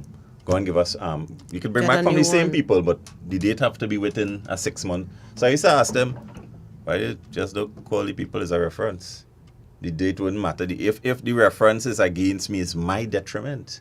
But they say, no, that's the rules. So every single time I must have went about 4 or 5 times back by people to get it. And then here this one, Gareth and Natasha, this one is the one that got me the most. So the Ministry of National Security, right, again, and I'm just describing the procedure. I don't want anybody to take offense by this. This is how it happens. Sent me, they said you requested a pardon, but we see you have a next conviction, next matter pending. So I said, what matter is this you're talking about? And I read in the document. They say when we sent it to the Criminal Records Department and the one in, I forget what they call it, Riverside Plaza. Yeah. They say you have a next matter. I say, no, I was never charged for this. I don't know nothing about it. They say, no, you have this matter. I had to go to magistrate court, get extract and everything. I went up by Riverside Plaza and I showed them the document Ministry of National Security gave me. And they say, how did you get it? I said, National Security sent it to me. Well, they say, sir, our system is good. We don't make mistakes. So when I tell her, I say, no, you check. I have magistrate extract. I was never charged for this. 2 days after, the woman called me, Mr. Manickchand, we have updated the system. Sorry about that. I said, you're trying to tell me for the last 10 years you had a charge pending on me? Mr. Manickchand apparently was entered by error. We apologize. The system has been updated. So then now, I had to call someone I was liaising with in National Security and ask them what to do. They said, well, ask them to give you a letter stating that. When I asked them now, they said, no, we didn't write you. We wrote National Security, so we will send it to National Security. I said, could you send it to this person? Because I don't want it to be lost somewhere in the building, not knowing who is it to go to. And I had to juggle between the two people. And it showed me left hand was not knowing what right hand was doing. Because imagine National Security is writing me to ask me, what is this about? And the error, typographical if it may be, was made some years ago. And it's only because I brought it up. No, I didn't know that it was brought to everyone's attention. And that was fixed. So that was, now when that happened, you know, they came and tell me, everything with a date on it, please bring back fresh. Bring back a certificate of character. Bring back a this. Bring back. So I used to ask them, I say, aren't you National Security? Can't you just find out for myself? I see how much $50 I spent in here doing this. So it's a very bureaucratic system, and that's with National Security and the police. This is National Security and the court. It took about 1.5 years. They wanted my court summary from the High Court. And for about 1.5 years, I keep asking them, well, what's going on? And they tell me, no, we have applied to the judiciary. Until they finally said, Mr. Manickchand, could you attempt to go and get it? Because here what happened, when you go to the court's going to ask you, do you have the court number? Do you have the date? Anything? I happen to be lucky. When I went to the High Court, the woman who is in charge of transcriptionists back then, that was probably 2016 or so, She was my cat reporter in my case. So she said, I know the case. I know where to get it. I have no problem. She said, that's how happened. A judge have to sign off because your judge is no longer employed with us. So a judge has to sign off now for you to get this back, for you to take it to Ministry of National Security. Wow. So I just trying to show you how you had to run up and down between the ministries to get your house in order. Could you remember the date you was charged and the date you was sentenced if you would have asked for a court extract? Yeah. Yes, I remember those dates good, you know. Yes, I mean, it was so significant in my life, I never forgot. And I'm serious, I was released from prison the 11th of June, 1991. And I know you'll remember the day you were released, but what I'm talking, like in my case, I was Port of Spain Magistrate Court, Sana Magistrate Court. The lawyers put in a submission upheld, and so you go in. You mean all those different dates you're talking about? That is what you need for an extract. They will ask you on what date did this happen? What date did you come in? What court were you in? Yeah, my court extract had all of that. And Magistrate Enrique, I will never forget him. I don't know where he is now. I know he's not Trinidadian. Somebody told me he's not a Trinidadian, but Magistrate Enrique is the person who sentenced me to 1 year hard labor. And that was a very surreal morning for me. I will never forget. But my pardon came just as I started working with the Conservation Corps, and just like you, when the contract was up for renewal, I was told the state not allowed to hire anyone who has a conviction. But thank God, I don't know, as if by a miracle, 2 days later, National Security called me and said, your pardon is ready. And I was able now to hand that to the program director and let him know the pardon is ready. And they said, okay, now we could keep you because it's mandated by the state. How long did it take for you to get your pardon, guys? It took me at least 5 years because it's a process. And this is with pushing to is not leaving it alone, just dropping off the document and leaving it alone. Well, you have to be on top of it too. And the thing is, I think there is a waiting period, and we could come up with some suggestions here now, Dean. What for those who listening, if they're so inclined to take our opinion, my opinion is getting a pardon should be automatic after 5 years if it depends on what you've been doing during that time, what you can show, what you've been doing during that time. So in some office, a list of names should come up and say, okay, these people completed their 5-year probation or whatever. Since they released from prison, it's time for their case file to be reviewed. They call you in, and this is how I see it should happen, that we shouldn't have to actually pursue it. They should come to us and say, your name came up in the system, it's time, it's 5 years since you've been released from prison. Tell us what you've been doing. Show cause. Okay, sir, you're granted a pardon, now you can... It sounds like a process that is about processing documents and not about actually determining whether this individual, this person, deserves to be pardoned for the crime that he or she has committed. It's all about paper. All right, let me, I want to jump in here. I do not agree with you and I'm going to explain why. All right. Now, first of all, you have to deal with this systematic. If I'm giving somebody after 5 years, what we will do according to the UK system is what's called a spent conviction. And a certain classification of crime, not all crimes. But that's what I'm saying. Yeah, I didn't mean all crime. Yeah, but it's spent is different to pardon. So after 5 years, your record doesn't show it. Expunged. Right, it's expunged. It doesn't show it 5 years. You don't have to explain nothing. You don't have to do nothing. All you have to do is not commit a crime. Right. Okay. So once you do that, now I take you out of the system of all the people who waiting for pardon, who are these are the harder crimes which have to explain, such as myself, why you are deserving of a crime. Right. So the spent will take away the person who may have had, for instance, here's a good example. That should never reach a pardon level, right? You behave yourself for 5 years, well, good. It's no longer showing on your certificate of character. Right. No longer can be held against you. And that is automatic for everyone. That is automatic for certain classifications of crime. Now, with the pardon aspect, I would, I don't know who's an authority who would be listening, but I know what the Constitution says with regards to the pardon, but I would actually like it to be removed from the Mercy Committee and a new committee be set up. My reason for saying this is the Mercy Committee comprises of a lot of people who are busy. Minister of National Security, the DPP, the Attorney General, right? To give an example, right? They know there's a backlog, right? How can you get all these people in a room, and how long can you have them for to listen to this backlog, right? I would like it in a setting where you have a committee, independent, if it be a psychologist, if it be a retired attorney, retired judge, if it be a social activist, sit down. And also with putting in your documentation, you come just before like a court to petition. So they could ask you questions. So they read in the document and say, Mr. Manickchand, tell me what's so, and let them make the decision in front of you. As the Mercy Committee is right now, you don't see nobody do see you. Yeah. Right? They just following a paper trail, and if you're good, they like it, but I think it should be allowed. Also, I think some people mightn't like this, but I think the victim should also be allowed to say what they have to say. If they don't want to say nothing, no problem. Yes. Right? But give them the opportunity to also say. Some countries, such as Canada, advertise when people are applying for a pardon. Some countries, such as America, do the reverse. They advertise when you get the pardon. We do what? If you're just joining us, you're listening to Dependency, and we are speaking with Dane Manickchand, and we are speaking about a very important aspect of someone trying to reintegrate life.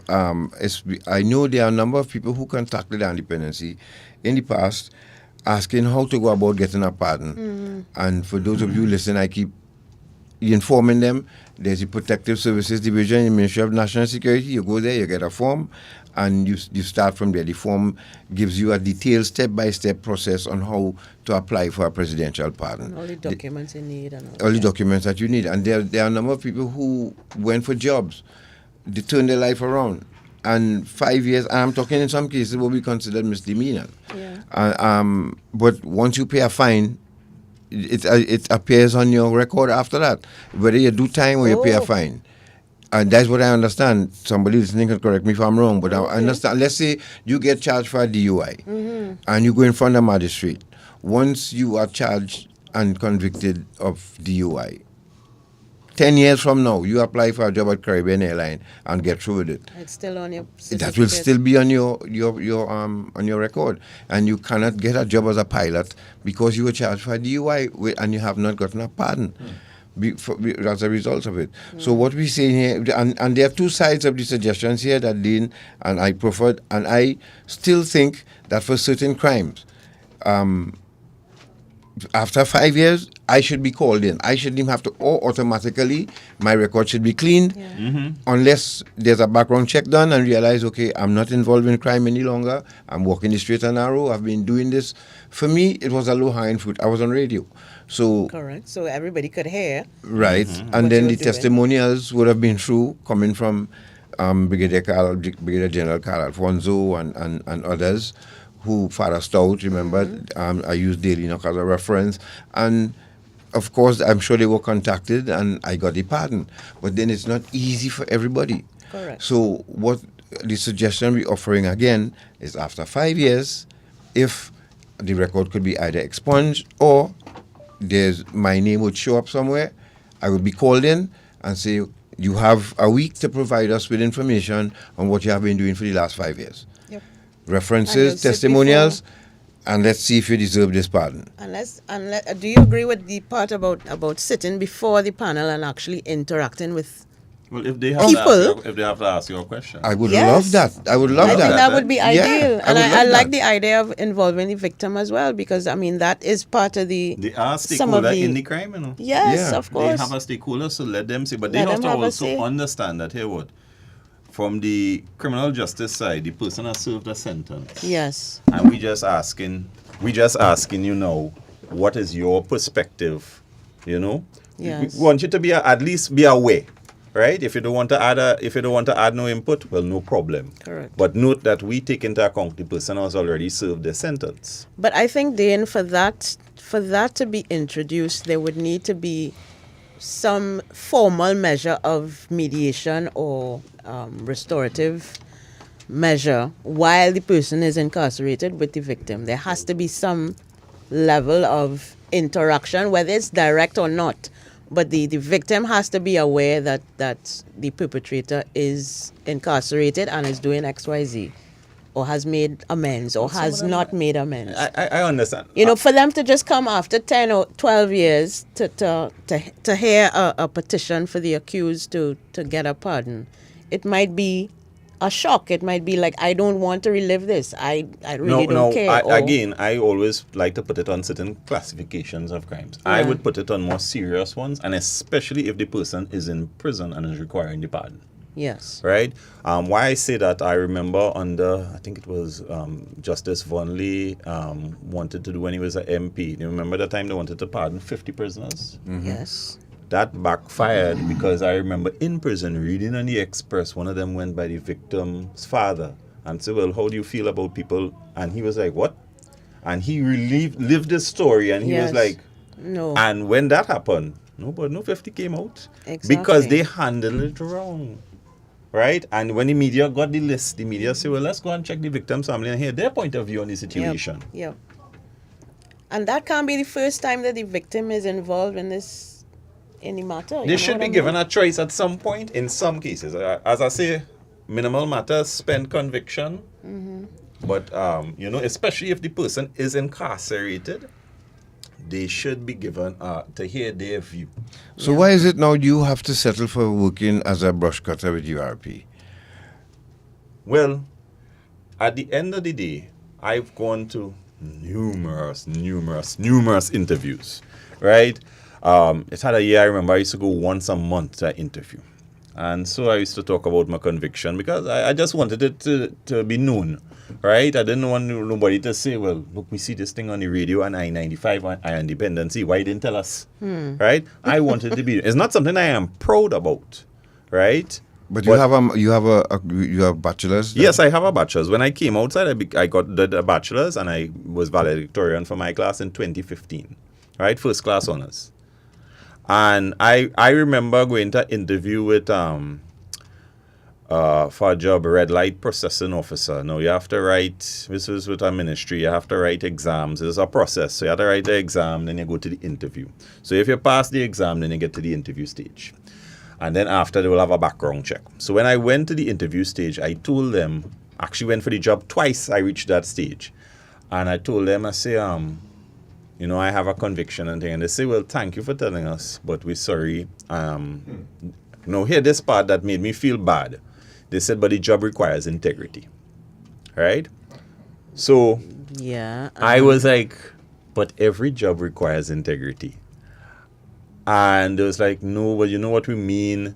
How it go look that. I said, but I called your ministry. This is when the second time I went for the interview for the job. I said, I called your ministry and they told me there is no certificate of character needed for the job. And everybody turned and watched the HR personnel.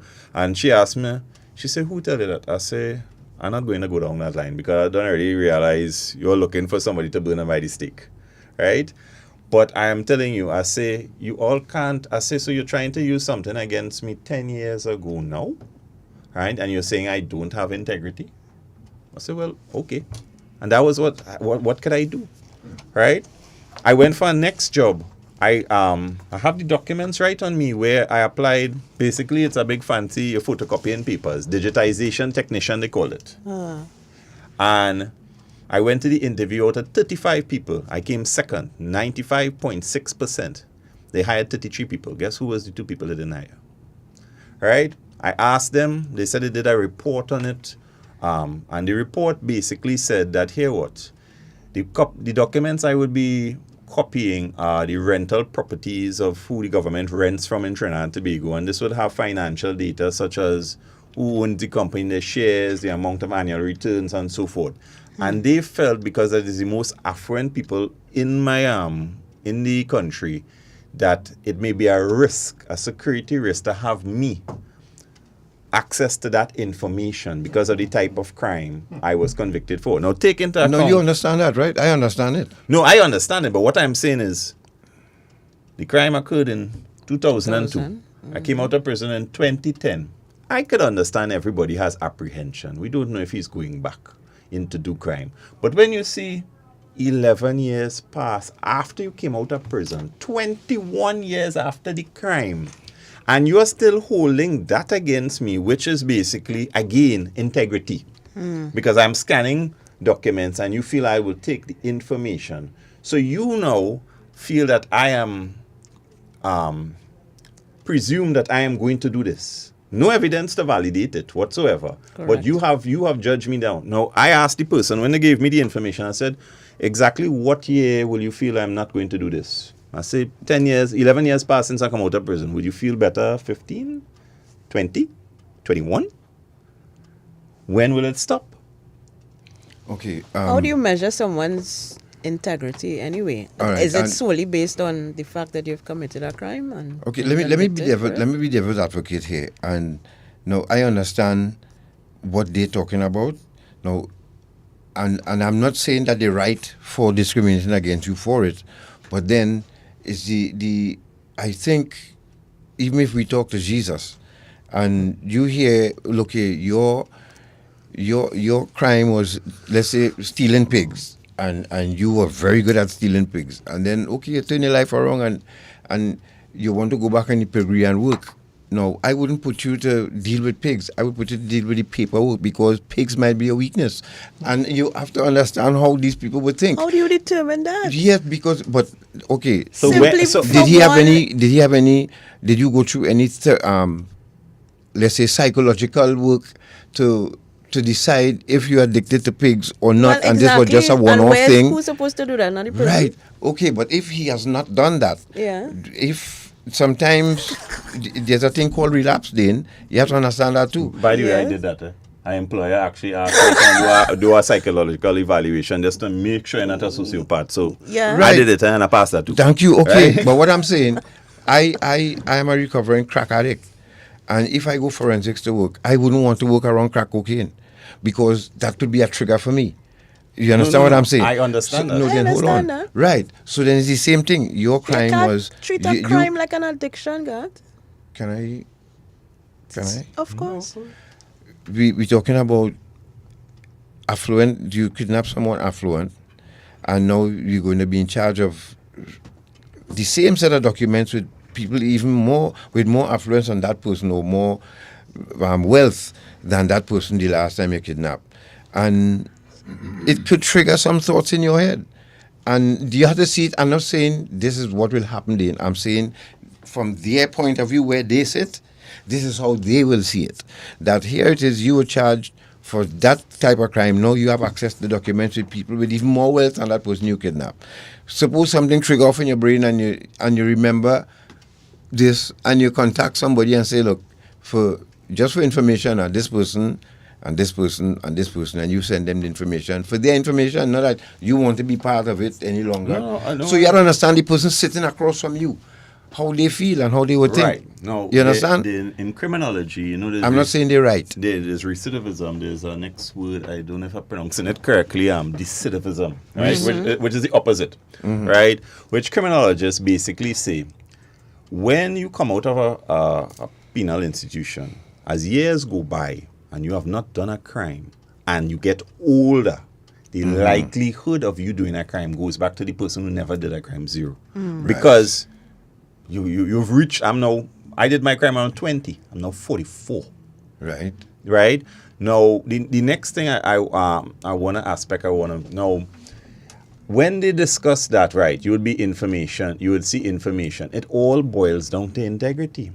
Right? Because my degree was in IT. So what are they going to say? We could see the data on the network somewhere. He could tap in. Yeah. So gosh, we can't give him nothing with a computer. Right? He will be able to see what's going on. If we can't put him on his minister's secretary computer to work, he will be able to see everything. My thing is how we educate these people. That is my thing. That's why I brought the other side of the fence to the Again, table. it boils down to the stigma, the overall stigma that we have of persons who have committed a crime and been in prison. We think of it like an addiction, or like this person has made this mistake and is therefore classified in a certain way for the rest of their lives. We don't allow people the grace and the space to change. We don't believe human beings can change. Okay, but I said again, this is why when someone is convicted of a sexual offense, Yes. they are not allowed to be around children.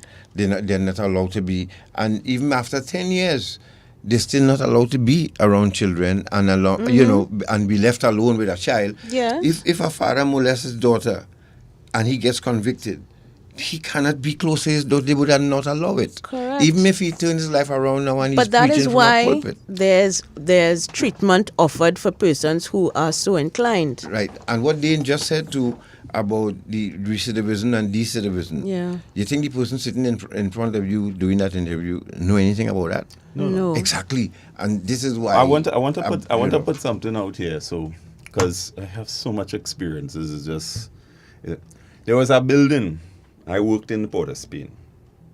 The building is a MP's building, right?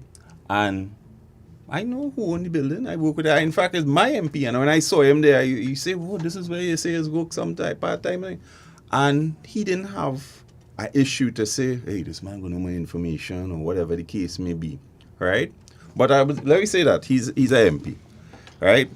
In my work, I've worked with private contractors from now and again. There was a time I worked with in a national security building, right here in the going around the savannah. I used to come and work there for about 8 months, right? And I myself used to wonder how I work there. And when the contractor come, I remember the contractor come a day, he said, "Then anybody who have a conviction or anything, tell them they want to stay home tomorrow. The National Security Board come in." I said, "Right, I stay home tomorrow." He said, "What?" He said, "Don't tell me that day, and I don't want you to stay." What? He said, "You have a conviction?" He said, "Oh God." He said, all right. Just stay home tomorrow because National Security come in to make a tour through the building, and I'll be a special branch. So I just go through everything. So here what? You just stay home tomorrow. Not a problem with me. All right? You know, if I go by that building and ask for a job, they'll tell me, you can't come in here. You can't get work here. Right? And I know every wire on.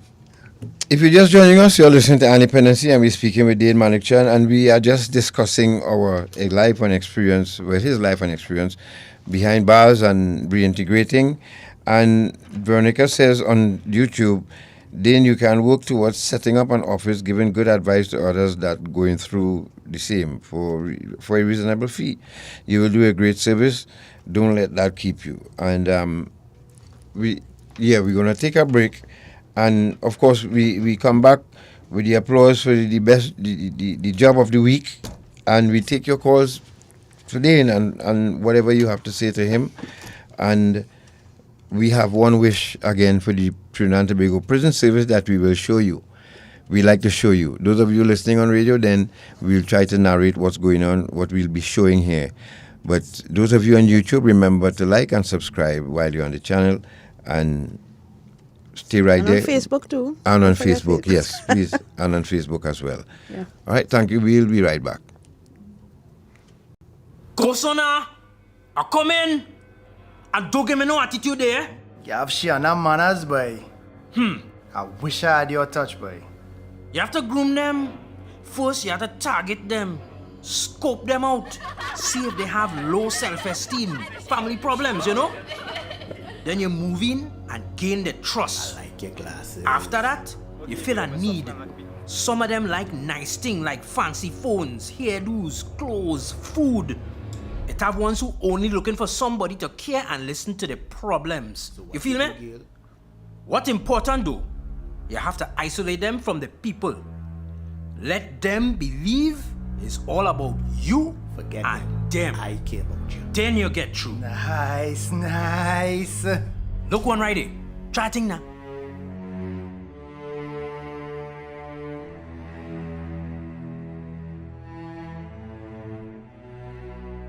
A message from the counter-trafficking unit of the Ministry of National Security. Ion Dependency with Garth and Natasha. Reality radio, at its best, where every life is a biography. Sundays, at 10 a.m., and exclusively, on 95.5 FM. And streamed live on the Ion Dependency Facebook page and YouTube channel.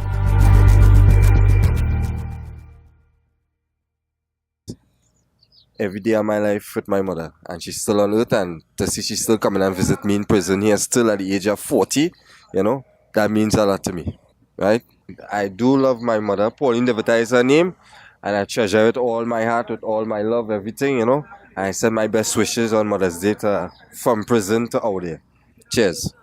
All the best to my mother, Rhonda Hanks. Happy Mother's Day. Ma, I love you. Thank you for all the best times we had, all the times we went out and enjoy yourself. I ask if it could be safe and healthy until I come out. And enjoy the rest of your time. Enjoy your Mother's Day. Love you. Hello, good morning. This is Kerry Swan, sending out a message to my mother, Josephine Christopher. Mom, I love you. Thanks for everything. Happy Mother's Day to you. I wish you see many, many more. Have a good day. Top of the morning. On behalf of all the brothers and them in prison, I want to take this time to wish all the mothers in Trinidad and Tobago a happy Mother's Day. And I want to say a special Mother's Day to my mother, who had passed last year, April. You know, I love my mother. I know my mother loves me. I'll miss my mother a lot. I miss special times with she, eating from she plate, you know, sitting down and rubbing she foot, listening to she problems. But I want to take this time again and remind them, brothers, honor your mother, and your days shall be long. The Creator said that. On behalf of all the brothers and them, I'm taking this time again to wish the mothers and them a happy Mother's Day. Yeah, my most cherished moment with my mom, you understand, is putting a smile on her face, you understand. It makes me feel comfortable, you understand. It makes me feel happy, you understand, to see my mom, my queen, who brought me into the world, happy and smiling, you understand. So big up to all the moms out there, big up to the women in women prison, big up to Machaji, Kumari Maharaj, big up to Elma and everybody, all the hold it down. Yeah, my name is McDonald Bailey. Happy Mother's Day to Venice Gordon. My best moment this year is being born and being together. I miss you. See, a week before was one of the greatest moments after 18 years. Thank you, mommy. Love you. Mi graduación de bachillerato son momentos especiales. Deseo salir pronto de este lugar y bueno, y poder compartir con mi madre y darle ese día especial. Aunque para mí el Día de las Madres es los 365 días del año. Es el Día de las Madres. Todos los días se debe honrar a su madre y demostrarle el amor que se les tiene. Okay, he said the more special moment that he shared with his mother when he was graduating in the university. He was present and was very wonderful for him. He said every day, the 365 days of the year, that is a moment with his mother, because he always have his mother in the heart. He said happy birthday for every Mother Day in this weekend coming. Good morning, my name is Tamlin Thomas. I want to send a shout out to my wife, Melissa Thomas, at the women's prison. And at the end of the tunnel of darkness, I see you as a light, baby. You're the reason for my living. Love you, stay strong, be blessed. And from all the children at the same time. May God bless you and stay safe. Thank you for staying with us. Again, those were greetings, Mother's Day, belated Mother's Day greetings from prisoners at the maximum security prison. Yes, and so now, ladies and gentlemen, I would like to take this opportunity to congratulate the Trinidad and Tobago Police Service on the 234 million cocaine bust in Chagaramas. And this time, they held as people. Thank you, Jesus. You know, every time, it always feels so good. Police, we await the charges so you can learn who these people are. But yes. But I want to. Police recovered over 200 million worth of cocaine in what has been described as one of the largest drug busts in the history of Trinidad and Tobago, and arrested 3 people on May 18 in Chagaramas. Well done. In a release on Saturday, police said that 3 were held at a hotel in Chagaramas after police receiving information in March about a large shipment of cocaine which was destined for the United States. And there's a picture of the SUV stuffed with the cocaine. The drugs have an approximated weight of 168 kilograms with a street value of 457,344. Police said a loaded Glock pistol was also found on the floor near the driver's seat. We would like Gary, hit that applause there for me, please.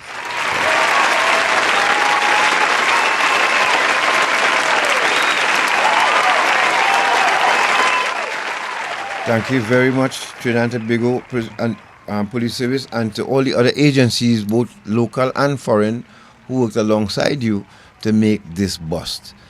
At least we know some heads are going to roll for this one, because losing this size of shipment is not really welcomed by the party. It's unacceptable.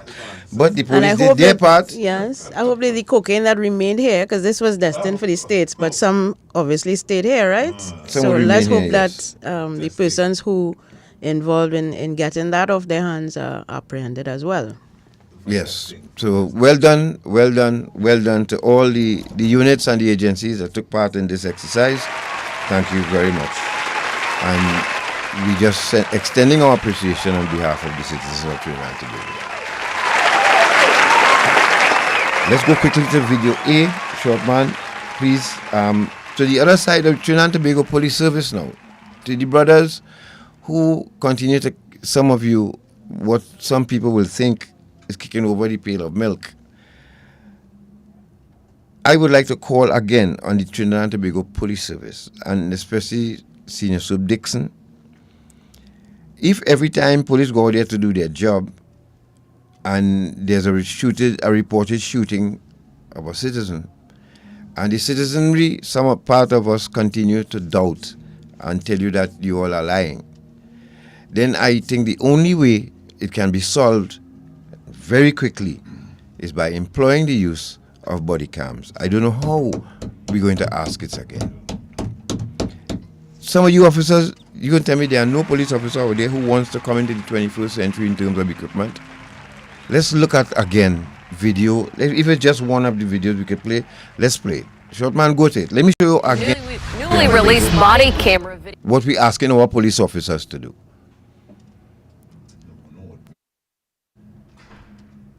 Why do we not Chief Troy Fenner held a news conference today, releasing new information about that shooting. KPRC2's Andy Sirota was there, joins us live now with what police had to say about that shooting. Andy? Chris, this is the first body cam footage release of an officer-involved shooting since the city's new policies on police reform went into effect. The mayor and the police chief telling us it's all part of the city's efforts to be more transparent and accountable anytime there's an officer-involved shooting. The 9-minute edited video released by HPD of a deadly officer-involved shooting on May 21st is composed of body camera footage from 4 police officers. I'm not here to put my opinion out. Just want the citizens to see this. Police say the video shows Zaquan Gullett approach officers with his hands in his pockets while repeatedly saying, "Shoot me." The officer asks him why he would say that and gives him verbal commands to take his hands out of his pockets. Get your hands out your pocket. Get your hand out your pocket. Hey, what's in your hand? Bro, put the gun down. Put the gun down. Put the gun. Police slowed down some of the footage and zoomed in to emphasize key points, including showing Gullett raise the gun in his hand and point it toward the officer. Also highlighted in the video, the gun police recovered after the shooting next to Gullett. When there's an officer-involved shooting, it's so tragic for everybody involved, regardless of what happened. So look at it objectively and make sure that we have healing in our community and make sure people come to the truth. Go to the next one. This one happened in broad daylight and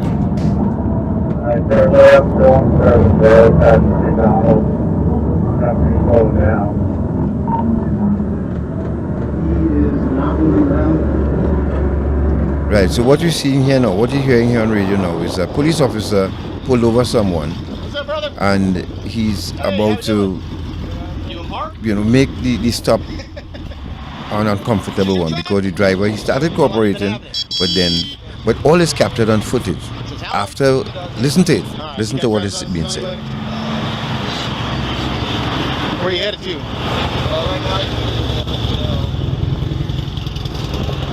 What? Oh, where's we're at? Yeah. Well, I was gonna take you somewhere. Okay. You got any weapons in here, brother? Okay. Is that an ankle monitor? Yes, sir. got a GPS, Mom, out on Bond. What are you doing on your phone? I was gonna show you some pictures. Of what? The vehicle when I first got it. Oh, don't worry about it, man. Let's get that ID.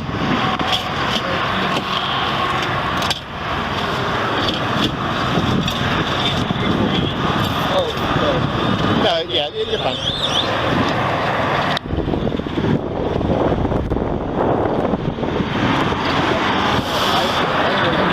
So what we have here is the officer interacting with this individual while he's sitting in his car. Now things are going to go south pretty soon because this individual decided he wasn't going to go easy. Let's listen. I'm telling you to take off your seatbelt and step out. Why don't we do this? Put your hands on. All right.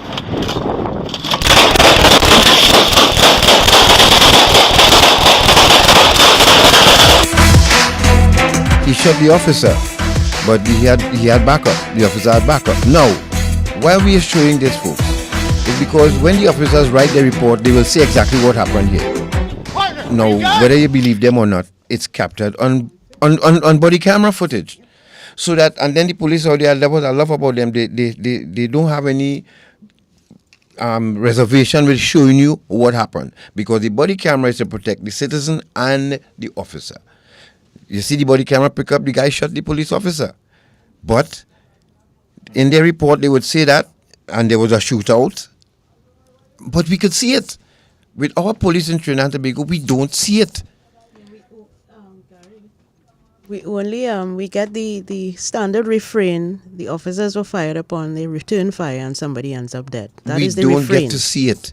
And this is the problem with us Trinidad and Tobago Police Service. And it can't happen like that all the time. We can't keep going on like this. Can't. We cannot. You know, the equipment is there.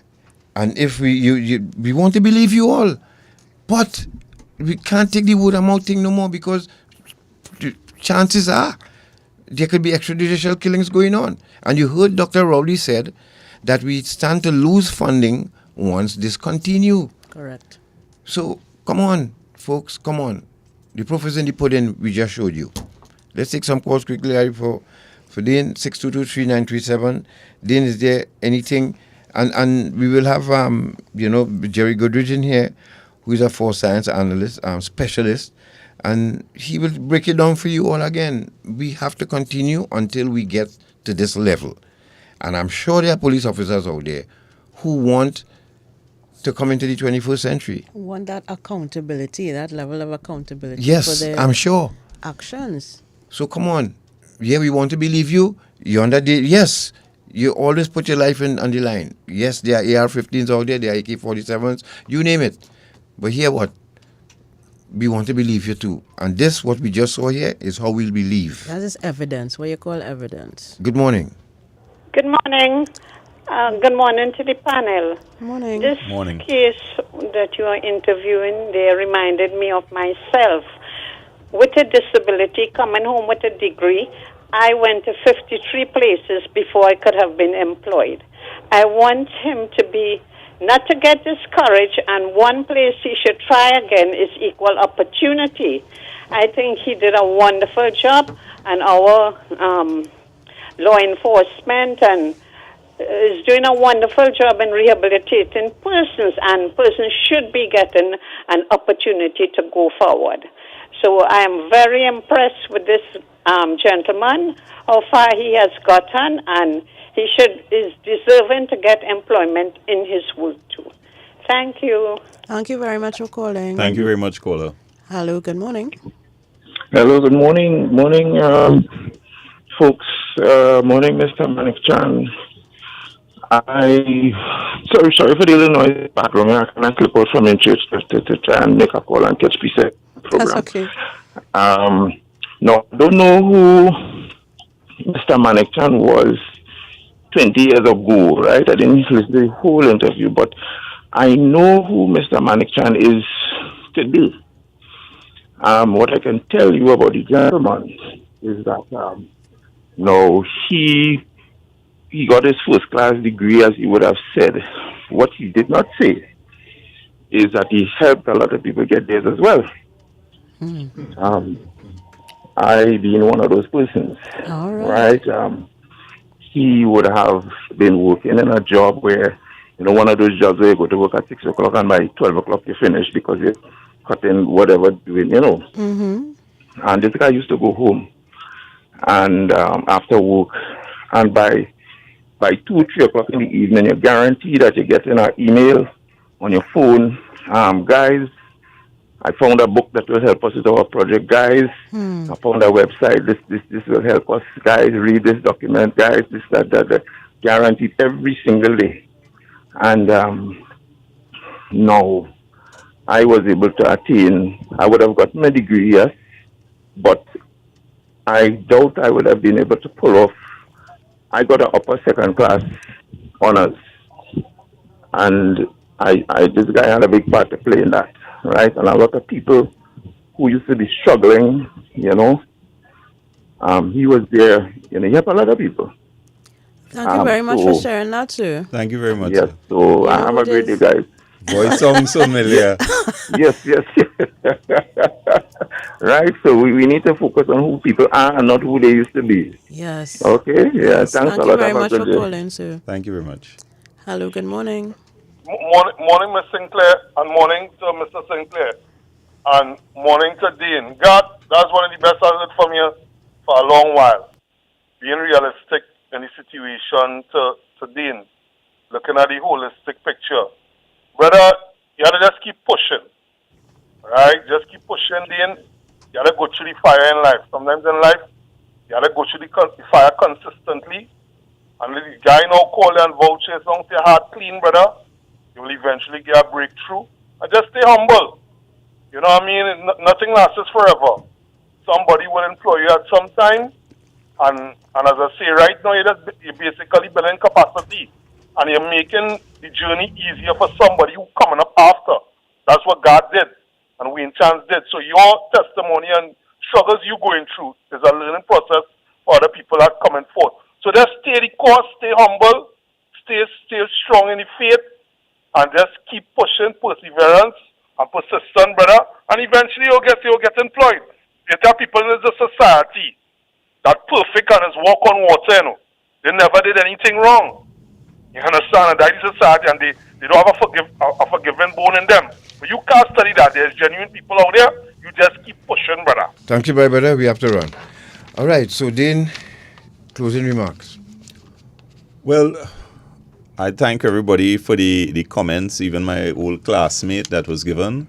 Even if I get a job, I promise to still do as God and before us, Mr. Chance, to blaze the trail, because at the end of the day, everybody is deserving of a second chance, but at the end of the day, everybody mightn't be like me, mightn't be like God, mightn't be Mr. Chance, but we have to put some kind of system and methodology in place. We can't be just stigmatizing people and wondering why did they go back to a life of crime. We have to make it more enticing to be law-abiding and not be a lawyer-abiding, and preventing somebody from getting a job, renting, all these things. How are they supposed to live? Thank you, Dean. Well said. And I would like to thank the Commissioner of Prisons, of course, and the folks at Rise Maximum Radio for providing us with those clips. Indeed. And we'll see if we could play a few more for you before we go. Yes, and also, to all of those of you who took part, you sent in comments and all of that, we appreciate it. Yes. Somebody suggested that you should probably take up consultancy, Dean. I think you should. But we just want to wish you all the best again. Congratulations to Trinidad and Tobago Police Service, Natasha. Yes. Yes, I'm grateful for the opportunity for us to have this conversation and to raise these issues. Let people, let it marinate in your brain and really let us re-examine how we treat with persons who are convicted of crimes. And to your wife, and to all wives who take chances with being with someone and getting married to someone who came out of prison. And despite despite the family might be yes, I'm discouraging them from doing it. Yes. At least we have to respect the wives who take the chance. That's my backbone. Yes, I understand that. This is why Dependency have lasted 20 years. Yeah, and we doing. That's the backbone. Yeah, we doing. We doing Dependency so long we married now.